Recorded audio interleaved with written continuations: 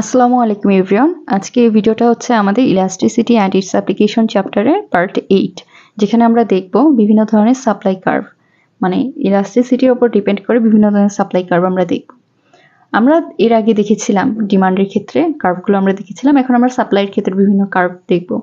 প্রথমে যদি আমরা আসি পারফেক্ট ইন ইলাস্টিক সাপ্লাইয়ের ক্ষেত্রে, যখন আমাদের ইলাস্টিসিটির মানটা আসবে 0, তখন আমরা বলবো সেটা হচ্ছে perfectly in elastic supply. Perfectly in elastic supply বলতে কি বোঝানো হচ্ছে, যে আমার হচ্ছে প্রাইসটা ইনক্রিজ করেছে কিন্তু আমার সাপ্লাই একটুও বাড়েনি। নর্মালি প্রাইস বাড়লে তো সাপ্লাই বাড়ার কথা আছে কোনো গুডের ক্ষেত্রে, তাই না? কিন্তু যখন প্রাইস ইনক্রিজ করে বাট সাপ্লাইয়ের কোনো চেঞ্জ হয় না, সাপ্লাই আগে যা ছিল এখন প্রাইস বাড়ার পরেও তাই আছে, সেক্ষেত্রে আমরা বলছি কি সেটা হচ্ছে পারফেক্টলি ইন ইলাস্টিক সাপ্লাই।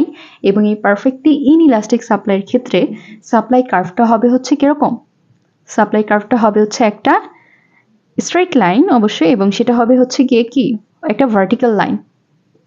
যখন আমাদের price elasticity of supply equals to 0 আসবে, তখন আমরা বলবো এই গুডটার যেই হচ্ছে কোয়ান্টিটি সাপ্লাই আছে সেটা হচ্ছে কি পারফেক্টলি ইন ইলাস্টিক। এর মানে হচ্ছে এখানে এই গুডটার প্রাইস বাড়ার পরেও কোয়ান্টিটি সাপ্লাই বাড়ায়নি, প্রডিউসার সাপ্লাই একটুও বাড়ায়নি, আগে যা ছিল এখনো তাই আছে। এবং এই ক্ষেত্রে আমাদের সাপ্লাই কার্ভটা হবে হচ্ছে একটা ভার্টিক্যাল লাইন।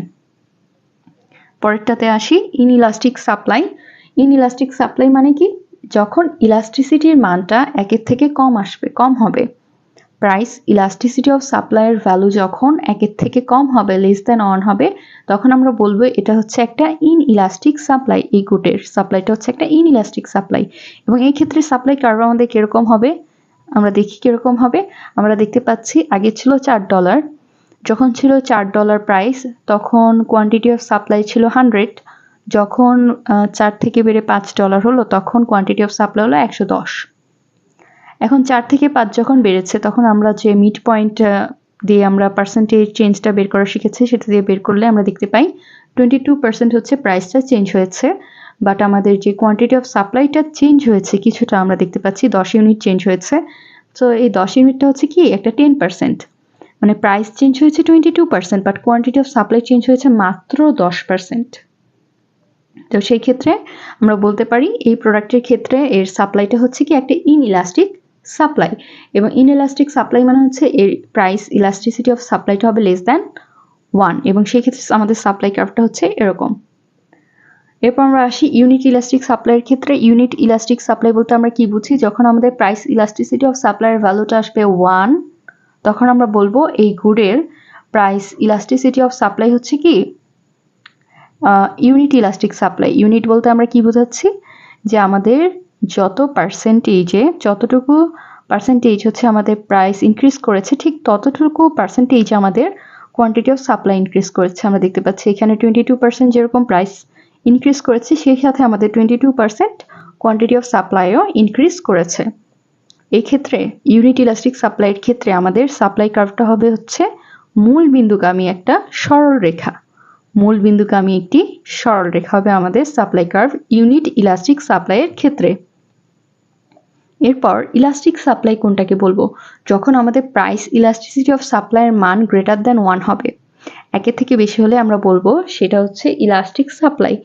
এবং এই ইলাস্টিক সাপ্লাইয়ের ক্ষেত্রে সাপ্লাই কার্ভটা কিরকম হবে, সেটা হচ্ছে এরকম, যে যখন $4 ছিল প্রাইস তখন দেখা যাচ্ছে 100 ইউনিট কোয়ান্টিটি অফ সাপ্লাই, এবং যখন $1 বেড়ে 5 হলো তখন হচ্ছে 200 কোয়ান্টিটি অফ সাপ্লাই হলো।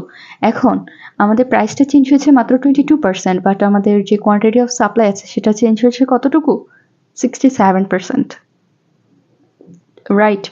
সো প্রাইস চেঞ্জ হয়েছে, প্রাইস যতটুকু চেঞ্জ হয়েছে তার তুলনায় কিন্তু কোয়ান্টিটি অফ সাপ্লাই অনেক চেঞ্জ হয়েছে। তাই বলা যায় যে এখানে কিন্তু প্রডিউসার অনেক বেশি রেসপন্স করেছে, তাই না, প্রাইসের সঙ্গে সঙ্গে।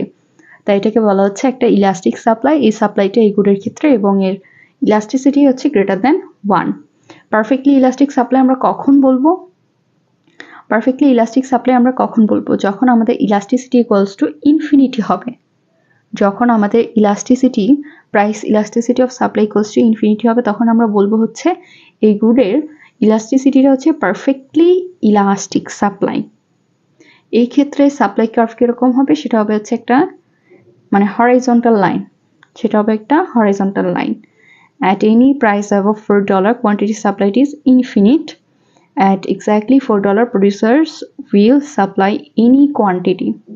যখন $4 হবে তখন যে প্রডিউসার যে কোনো ইউনিটে হচ্ছে কোয়ান্টিটি সাপ্লাই দেবে, রাইট। আর যদি at a price below $4, quantity supplied is 0, but যদি প্রাইসটা $4 থেকে কমে যায়, প্রাইসটা যদি $4 থেকে কমে যায় তখন কিন্তু সাপ্লাইটা 0 হয়ে যাবে। সো আমরা বলতে পারি যে পারফেক্টলি ইলাস্টিক সাপ্লাইয়ের ক্ষেত্রে ইলাস্টিসিটি ইকুয়ালস টু ইনফিনিটি হবে এবং এটার সাপ্লাই কার্ভটা হবে হচ্ছে আমাদের একটা horizontal line. How the price, এবং এখন আমরা দেখবো how the price elasticity of supply can vary. আচ্ছা, আমরা তো এতক্ষণ দেখলাম যে একটা কার্ভ দিয়ে যেটা ইলাস্টিক না ইনইলাস্টিক না ইউনিট ইলাস্টিক সেটা। এখন আমরা দেখব যে একটা কার্ভের মধ্যেই কিছু অংশ ইলাস্টিক হবে, কিছু অংশ ইনইলাস্টিকও হতে পারে একটা কার্ভের মধ্যেই। সেটা আমরা এই এক্সাম্পলটা থেকে বুঝি যে এটা হচ্ছে আমাদের একটা সাপ্লাই কার্ভ, এবং এখানে আমরা দেখতে পাচ্ছি যে যখন প্রাইস 3 থেকে 4-এ যাচ্ছে তখন আমাদের প্রাইসটা চেঞ্জ হচ্ছে কতটুকু, 29% এবং আমাদের কোয়ান্টিটি অফ সাপ্লাইটা চেঞ্জ হচ্ছে 67%। তো এখানে আমরা যদি ক্যালকুলেট করি তাহলে আমরা পাই যে elasticity is large greater than 1। আমরা আমাদের যেই প্রাইস ইলাস্টিসিটি অফ সাপ্লাইয়ের যে ফর্মুলাটা পড়ে এসেছে সেটা দিয়ে ম্যাথ করলে আমরা দেখব এখানে ইলাস্টিসিটিটা 1-এর থেকে বেশি আসে, মানে কি গ্রেটার দ্যান 1 মানে হচ্ছে এখানে এই অংশটুকুতে এই গুডের যে কোয়ান্টিটি অফ সাপ্লাই আছে সেটা হচ্ছে ইলাস্টিক, মানে যে পরিমাণে প্রাইসটা চেঞ্জ হয়েছে তার থেকে অনেক বেশি পার্সেন্টেজে কোয়ান্টিটি অফ সাপ্লাইটা চেঞ্জ হয়েছে, রাইট। এবং আমরা যদি এই অংশটুকুতে তাকাই তাহলে আমরা দেখতে পাবো যে 22% প্রাইস চেঞ্জ হয়েছে, 22% চেঞ্জ হয়েছে, বাট কোয়ান্টিটি মাত্র 5% চেঞ্জ হয়েছে। এবং ফর্মুলা দিয়ে হিসাব করলে পাবো যে elasticity is small less than 1। তো তখন আমরা বলবো কি যেটা হচ্ছে একটা ইনইলাস্টিক ডিমান্ড এই অংশটার ক্ষেত্রে।